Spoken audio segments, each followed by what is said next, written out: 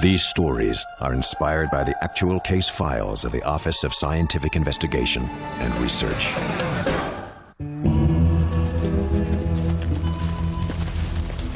What is your position? You copy?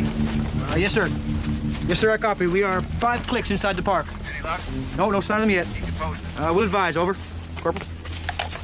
New orders, Lieutenant? No, same as when we started. Locate the lost civilians, bring them on home. First time I ever got called up to locate some lost fly fishers. Don't talk about fishing, Gardner. This is screwing up my whole weekend. All right. Cut the chit-chat. Let's move out. Arrow, sweep formation. Sergeant, take the point. Yes, sir.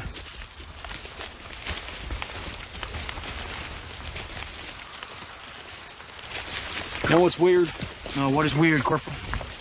No birds. This time of day, they should be going full throttle.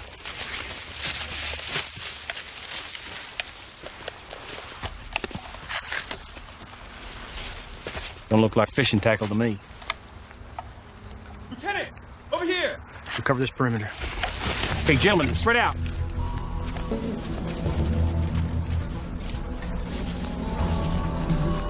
Report, Sergeant. What the hell happened here? Don't know, sir.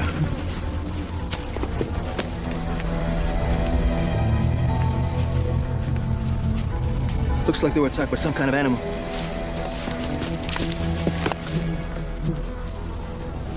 They're all dead. Lieutenant! We secure this perimeter, Sergeant. I mean, lock it down tight.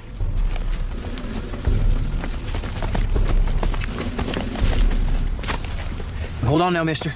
We're gonna get you out of here. Go. Before it comes back.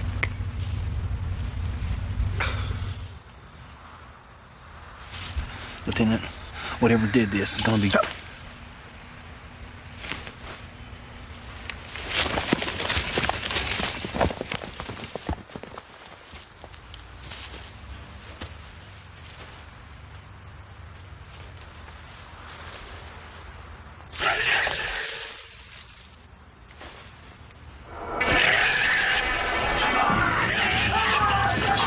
Jackson Fox, you're with me. Let's move. Double time. Let's move. Oh, Lord.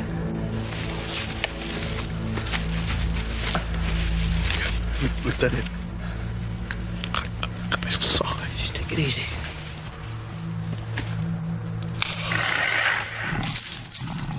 Squad, fall back. Now, let's go. Fall back. Double time. Move.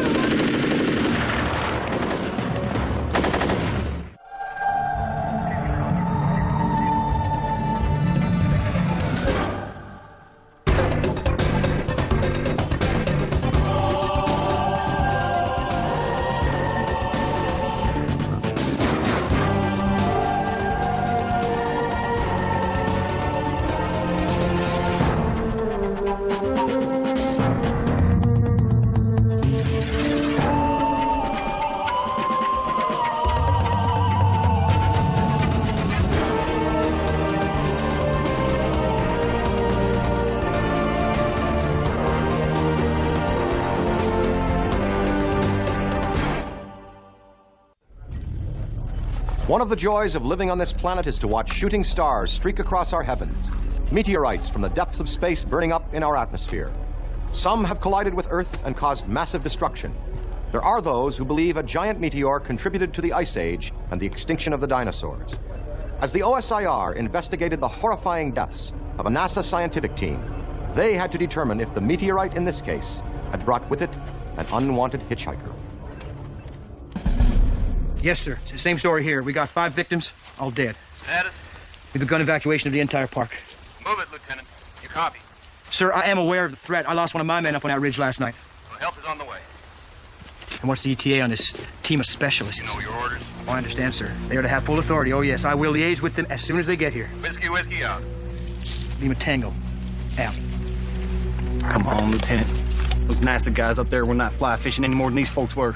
What the hell is going on here? Recon up that road and look for civilian vehicles. They should be here any minute. Make sure they get through the roadblocks. Lieutenant, Sergeant Phillips. He's dead, I know. We all follow orders, Corporal. It's called chain of command. Now, this conversation is over. Dismissed. Yes, sir. File number 33130, case manager Connor Doyle, initial log entry. We've been asked by federal authorities to investigate the mysterious deaths of a team of NASA scientists and a member of the Arkansas National Guard in the Ozark Mountains. This mission follows hard on the heels of our tracking the orbital entry and impact of a meteorite in the same general area. Professor Doyle, Lieutenant Jack Bond with the National Guard out of Little Rock. Welcome to Arkansas. Can you bring us up to speed as to when this latest attack occurred? It's about 12 hours ago. This brings our body count up to 13. That's the Nassau team, my squad, and now these people. What exactly attacked you, Lieutenant? I don't know exactly. I guess that's why you're here. Tell you one thing, though. Something hit these folks so hard, they didn't even have time to say a short prayer.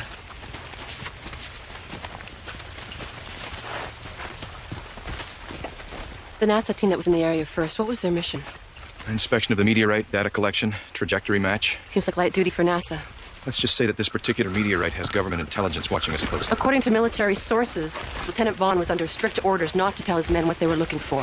So this was a high-security military operation. Connor, I'd like to review the preliminary autopsies just to see what we can learn. I'll start interviewing the witnesses. Russell will handle that, Lindsay. I want you to assist Anton. This operation is extremely sensitive. I need my most experienced operative spearheading the investigation. And do we have a case objective? Or is that high-level security as well? Identify the phenomenon, rectify the situation. That's all for now. What we found, it was out there.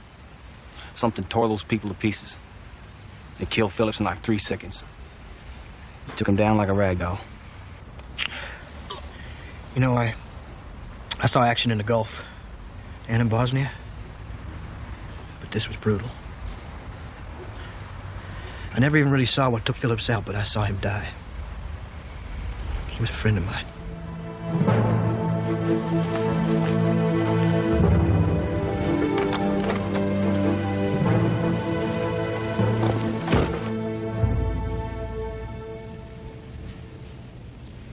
The forensic team will conduct a full autopsy upon their arrival. This is my specialty, Anton. I don't know the first thing about forensics. Then it's about time you learned. The dead sometimes speak more eloquently than the living. Come on over here. Let me a hand. What do you see? Cause of death? Massive blood loss, I would guess. Precisely. That's odd. There's punctures inside the wound that are smooth. Something's blocking the trachea. Pull his head back. Go on.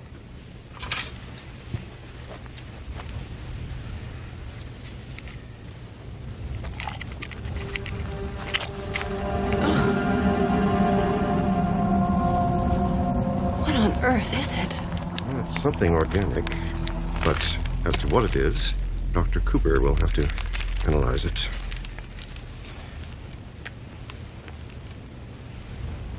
Dear God. What? Alex. Alex Knopf.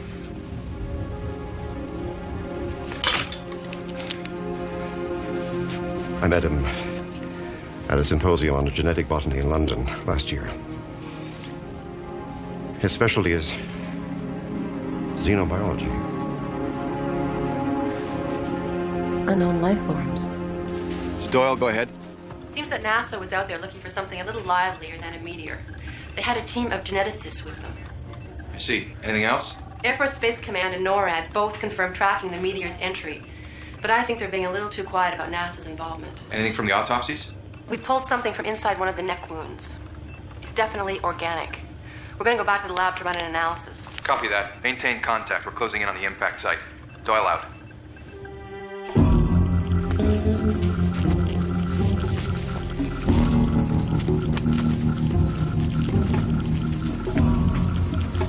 I'm reading a lot of air moisture. No tox traces or hazmat yet. Stay sharp. Keep an eye on the motion sensors.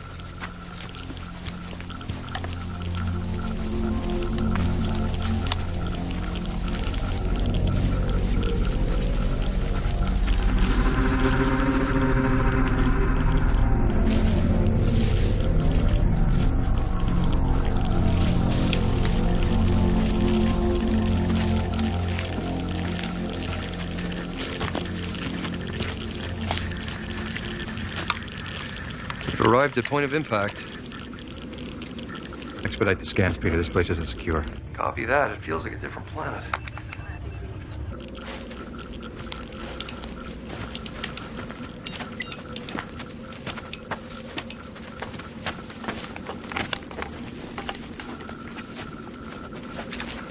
What the hell are those things? Cooper, can you identify them? It appears to be an embryonic shell of some kind. Shape and consistency unlike anything I've seen before. Connor, you better take a look at this.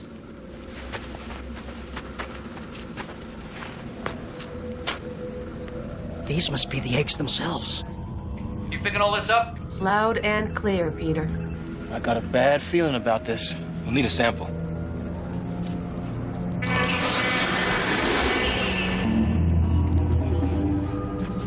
We have movement. 500 meters southeast and closing. Moving closer. Rapid life form movement closing in from the southeast. Any visuals? Negative. We'll switch to thermal vision and try and get a lock on it. How's that sound? Thermal tracking online. Professor, move your people back. Peter, what's going on? Yeah, we're reading life forms. They're closing fast.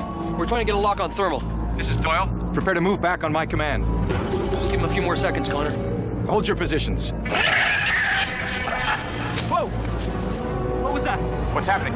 I got movement in the north now. Peter, something just went through the scan. Fall back. Repeat. Fall back. Scanlon, report. What do you see?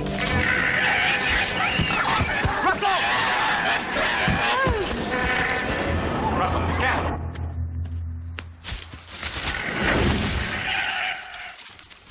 What the hell was that? Oh, God. Peter, what happened? Scanlon and Russell.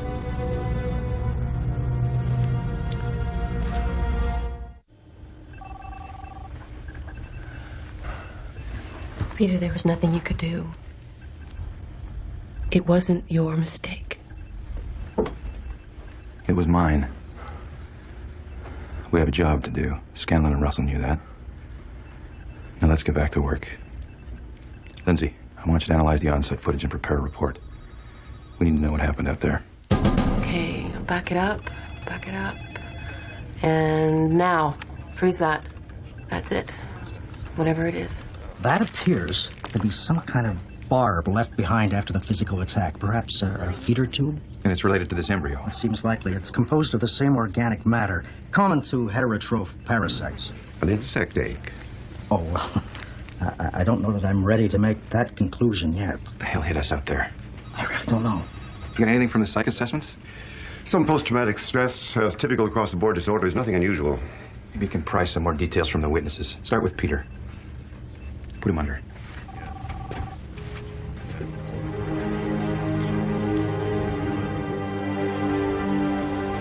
Peter, I want you to relax. I want you to go back to yesterday, to where the meteor came down.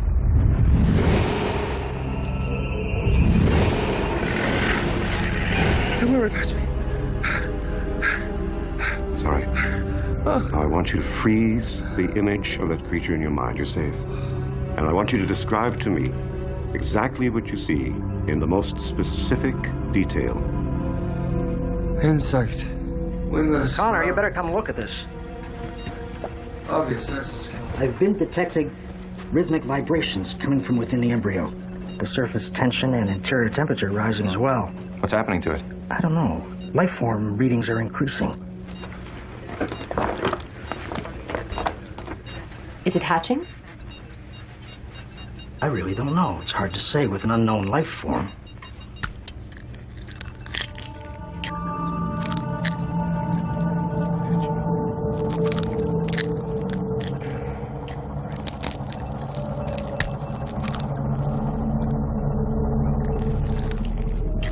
What is it? Well, it does appear to be an insect of some kind. An insect that big? Cooper! What are you doing? CO2. That should tranquilize it for a few minutes. Siphonaptera? Minoris. Incredible. My Latin's a bit rusty. Well, believe it or not, it's a close genetic cousin to a flea. That's a flea? Well, a mutation of one at any rate. How big could it get once it matures? Well, insects of this class usually grow to 20, sometimes 30 times their birth weight. I think we found our life form. I'm inclined to agree. Look, this is Peter's description sketched out. How many eggs did we find out there? Several dozen. Most of them already hatched. What might be the possible rate of reproduction? Well, normally, 10 adult females could produce 100,000 eggs in under 30 days. Let's put a team together to assemble some first-hand data. Full security hardware. Case log update. Having determined that the life form we're looking for may be a mutated or possibly extraterrestrial insect, we're returning to the impact site. Comlink check. Donner, do you copy? Copy. I have you on my screens. Crack-jack freon guns you got ain't gonna do you any good when they come at you. We'll take our chances. Probably what them science geeks said before they got wasted, too. All right, platoon, halt! Doyle, this is as far as the platoon goes. Lieutenant, your orders are... I know my orders, sir, but I will not send these boys into a situation they can't handle. Well, me, Gardner, we'll go the rest of the way with you. Damn right. Send your men back, then let's press on. All right, platoon, fall back. Let's move out, safety's off. We just come here in daylight, the whole battalion. Well, night is when this type of insect lies dormant. Theoretically. Doc, there's nothing dormant about this bug.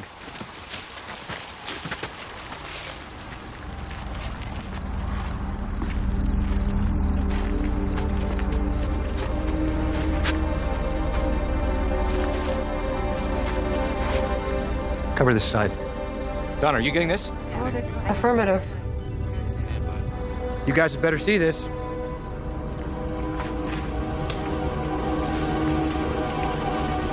Cooper, careful. It's dead.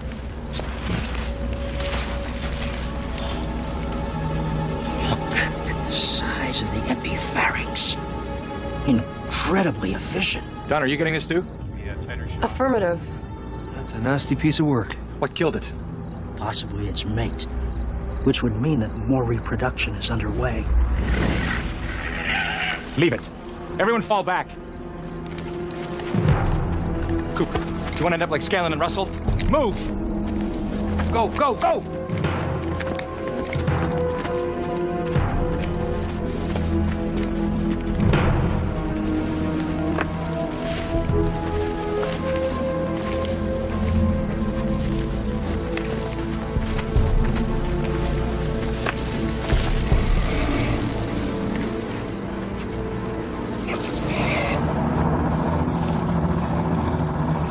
Donner, we have a situation here.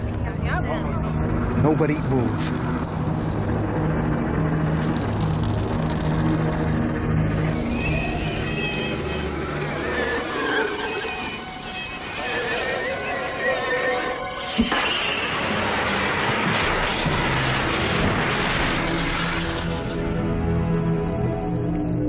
Cooper, we need a way out of here. Connor, this is their breeding ground. We're cutting them off from their nests. Everybody, move forward. Very slowly.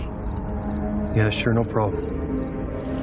I'm just gonna take this little guy in the name of science.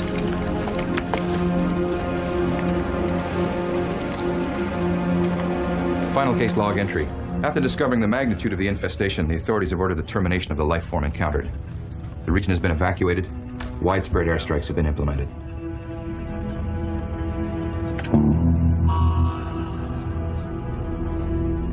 Where did these deadly creatures come from? Were they cosmic stowaways? Were they a mutated form of insect affected by radiation from the fallen space rock? Or were they a grotesque and deadly prehistoric species, unearthed by the meteorite's collision? Well, if the latter is true, then who knows what else may rest beneath the surface of our soil, waiting to grow under the light of our nurturing sun.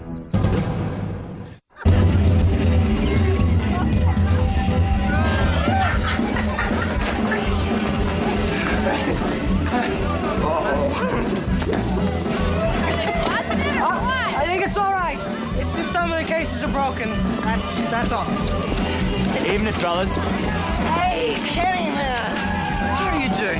Okay, guys, we're gonna have to ask you to turn down the music. Oh, come on, man. I just finished my exam. Oh, well, there are some people who haven't finished their exams. Come on, guys, take it inside. Okay, we gotta be quiet now.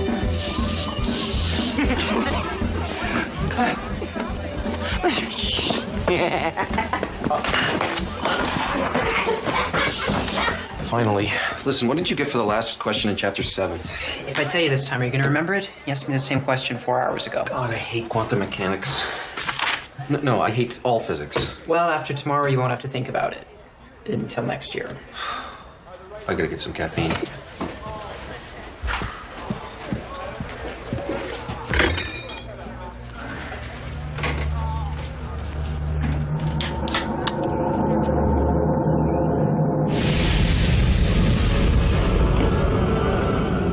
Jake? Oh. Where am I? Dimensional portholes enabling matter to move instantly from one place to another great distances apart have been frequently exploited by science fiction writers. Unproven by existing technological means, the concept remains possible if one considers superstring theory. But for a stressed-out single mother, Angela Corbet, and her 7-year-old daughter Sabine, encountering a dimensional rift became much more than a mere theoretical possibility. It became a disturbing reality, which would ultimately change their lives forever and involve the Office of Scientific Investigation and Research. File number 87105, Case Manager Connor Doyle, Day 1. We're launching an investigation of the mysterious appearance of one Angela Corbet. She claims to have been in her home in Eureka, California 1 second, and then in Toronto, Ontario the next. Thanks for coming so soon. Where is she now? Well, the police are keeping her here, pending charges of trespassing, and for the safety of her daughter. We discovered them? Well, 2 students, Howard Samak and James McNaughton. Check out their story. Right. I just wish someone would make a decision about what we're supposed to do. We'll do all we can to help. I want you to handle the preliminary interview, but take it slow. Right. Excuse me.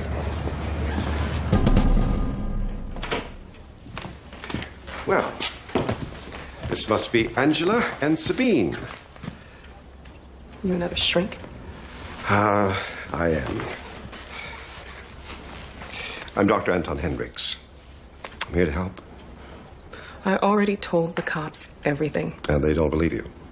All I want to do is take my daughter and go home. Why don't you tell me what happened?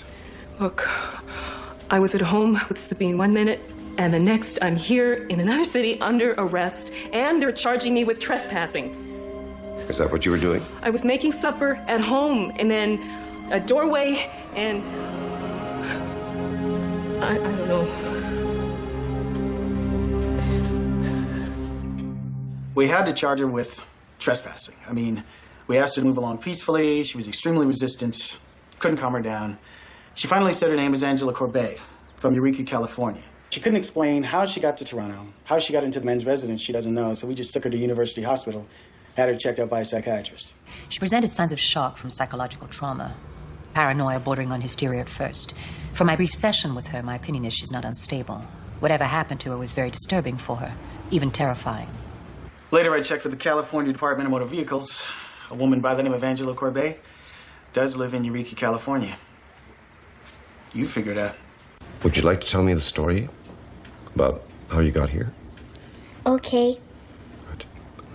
So, you were at home, and you were watching TV. Then what happened? The door opened. The front door? What door? The one to the sunlight. Did you go through this door?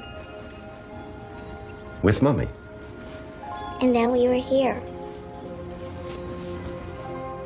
So I'm standing here, like, getting a pop, and then I turn around and poof, right where you are. Here?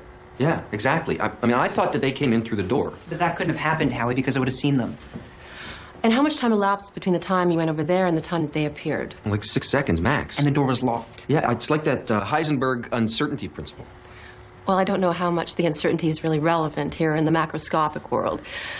There was a party that night. Were you there? No, we were studying. Look, I know everyone thinks we're lying, but I'm telling you, there is no normal way she could have got in here. According to the desk monitor on duty, Howard and James were in their room studying from 5 p.m. onward. At around 10:15 p.m., they showed up, and no one matching their description had entered the building. We need to rule out the possibility that this was a staged event. Could they have gotten here this fast by any other means? I've run Westmat, Central Scan, Interpol, and CIS, all airline bookings, bus, train, even car rental companies. Nobody has an Angela Corbet traveling on or around the date in question. She could have traveled under an alias. Possibly, although immigration has no record of anyone matching their description. Well, if she's perpetrating a hoax, how does she expect to benefit? It could be some ruse to attract public sympathy. Let's see what Dr. Hendricks gets from his assessment. Yeah.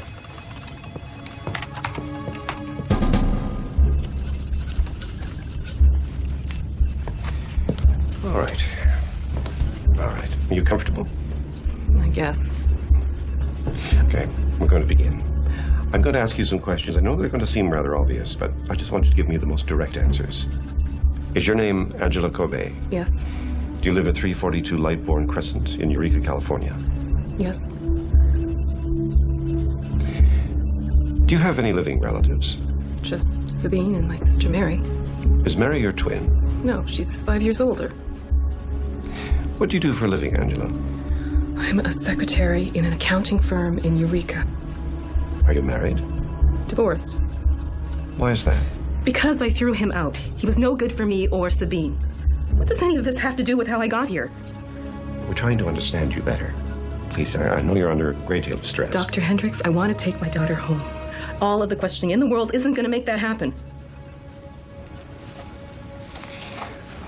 You and Sabine are free to go whenever you like. It's entirely up to you. Can you find out what happened to us? That's what we're trying to do, but I'm going to have to ask you to be patient. Right now, all we're doing is assessing your psychological profile. You and Sabine are in good hands, I promise you that. My psychological profile.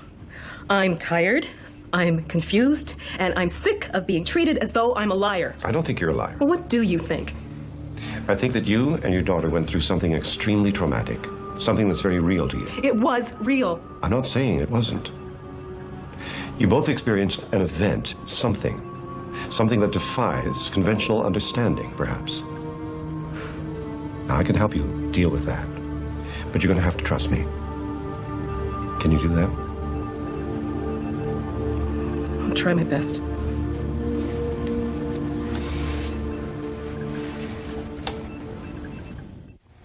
She's not consciously lying to us. She seems utterly convinced of her story. Do you agree with the university psychiatrist's assessment? Some elevated stress levels, but otherwise she's cogent. Makes sense, if you believe her.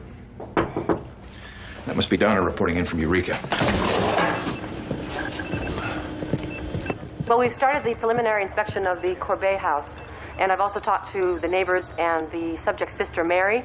Now, that interview should be downloading as we speak. I don't know, I phoned Angela about 7 p.m. And we only talked for about 10 minutes. She was making Sabine some dinner. I was supposed to babysit, and I was going to be a bit late because she had to go and take her class. So I phoned her a half hour later. There was no answer. So I just went over. It was weird. It was food burning, the television was still on, but no sign of Angela or Sabine. I called school friends, I called the workplace, and then the police. Nothing. Then finally, at about 10 p.m., I get a call from the police in Toronto. It's just strange. I don't know what's going on. It's weird. Did you get that? Yeah. Thanks, Lindsay. Good work. I'll keep monitoring the site. The next transmission will be in 12 hours. So someone moves halfway across the continent in a blink of an eye. You want to tell me how that's possible? Try regressing her. See if she remembers a few more details. Angela, can you hear me? Yes. I want you to go back in time to May 5th, 2 days ago. It's 7 p.m. Where are you? At home. In the kitchen. My sister just phoned me to say hello. What are you doing? Making Imperial Chinese chicken. Sabine's favorite. I have to hurry to get to my class. Where's Sabine? Watching TV. In the living room. Dinner's almost ready.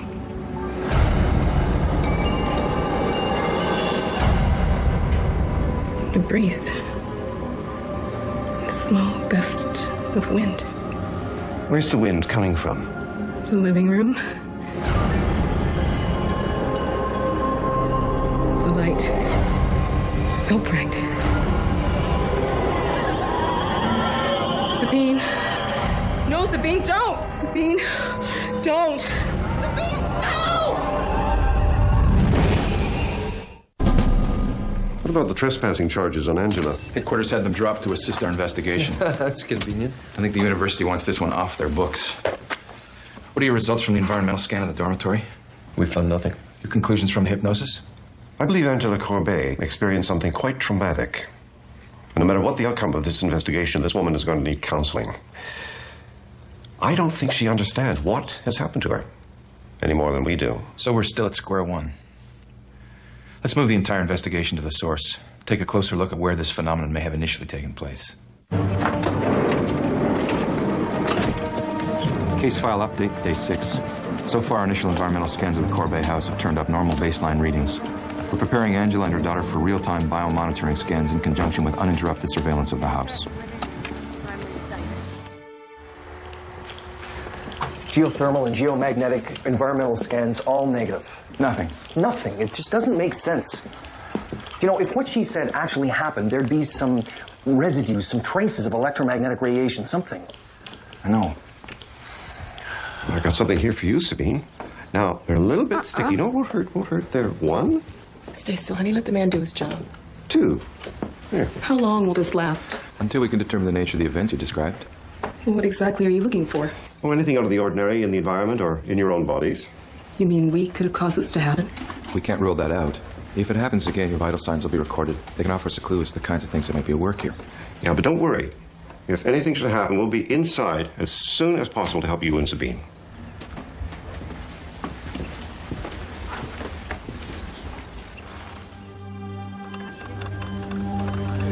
Case log update. The team has spent the requisite period of 168 hours logging biofeedback from Angela and her daughter, as well as keeping the house under continuous surveillance. We'll continue on-site monitoring for a second week. Possibly actually exists that it does. It's there. And we can... All right. It's been nearly 2 weeks. What do we have? Nothing quite yet. There's no government weapons testing in the area. There's no stray energy fields.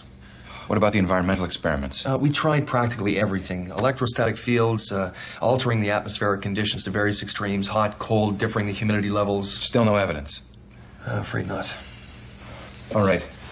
If any of you have any theories, now's the time to put them on the table. Anyone? Peter may have one. Thanks a lot. It's kind of out there. Let's hear it. I think we may be dealing with some form of apportation. Instantaneous movement through physical space. One moment you're in California, and then boom, you're in Canada. The question is how. I have a couple of hypotheses. The first of which being psychokinetic apportation. Angela and or Sabine may be subconsciously accessing psychokinetic energy that is strong enough to transport them across the continent. But Peter, neither of them have exhibited any PK ability. You're right. So we go to the second hypothesis. If the energy responsible wasn't internal, then it had to be external, i.e. some concentrated flux in the space-time continuum.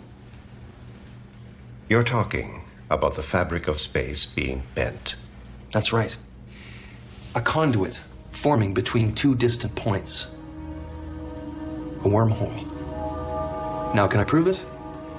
I'll give it a little more time. Peter, as of today, you don't have anything. These are hypotheses. Hypotheses need testing. I recommend we scale back the investigation. Pull out and maintain periodic contact with the subjects. Why? Well, you said it yourself. There's no hard evidence, only testimony. A witness's testimony is evidence. I know. Let's close up shop. Tomorrow, first thing. What are you going to tell Angela? So that's it? We have no choice, Angela. We found nothing. You still think I'm lying, don't you? No. No, we don't. What if it happens again? This could have been a one-time occurrence. And if you're wrong? Angela, look. We've tried everything, believe me. Yeah. You're right. I guess it still just scares me. If there's an emergency, you know how to reach us. And we'll keep regular contact with you over the next 6 months.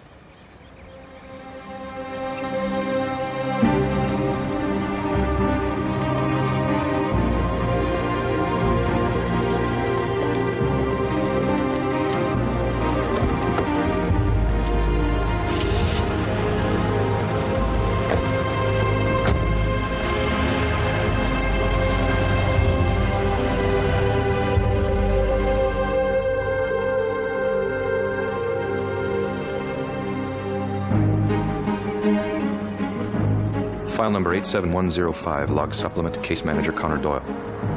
We've maintained periodic contact with Angela over the past 2 months. We became concerned when she didn't check in over a 2-week period, and repeated attempts to contact her failed.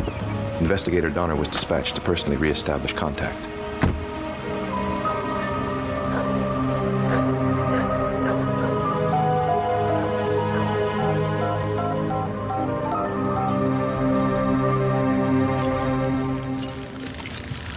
That's it. That's all I know. The neighbors all say the same thing. 2 weeks ago, they woke up to find the house gone. No one saw or heard a thing. No contact with Angela or her daughter. Which means they either saw nothing or they're too afraid to talk. Well, they're certainly anxious and defensive. Whether from fear of the unknown or some outside intimidation is difficult to determine. What about her sister? I sent a team over to her apartment. It's empty. No sign of her at all. Well, there's definitely been some heavy machinery here, but neither the Department of Works or the State Development Commission has issued any permits for demolition on the site. What exactly did you find? Industrial-grade tar tracks, probably Caterpillar, a couple of flatbeds, about 2 weeks old. And no one's talking about it? Professor Doyle. Operations is calling you on a secure line.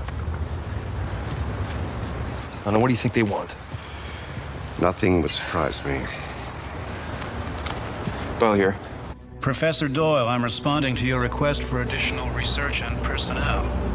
Unfortunately, we can proceed no further. I see.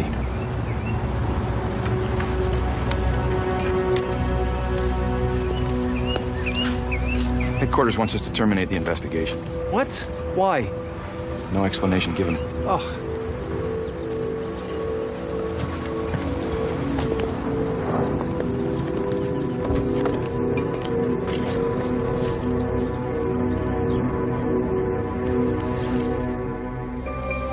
Watching TV. Then what happened? The door opened. Final case log entry. Front door. We've been unable to determine what happened to Angela, Mary, and Sabine Corbet. The traces left at the site of the home remain unexamined as per your express instructions. This investigation has been terminated. Connor Doyle, out. Did you go through this door? With Mummy? And then we were here. The OSIR never saw these subjects again. The cause of what occurred to Angela Corbet and her daughter could not be determined conclusively. Their journey from California to Toronto without any known material conveyance and the subsequent permanent disappearance of Angela, her sister, and Sabine is only one small yet tragic example of the mysteries in this infinite universe we share. I'm Dan Aykroyd for Sci Factor.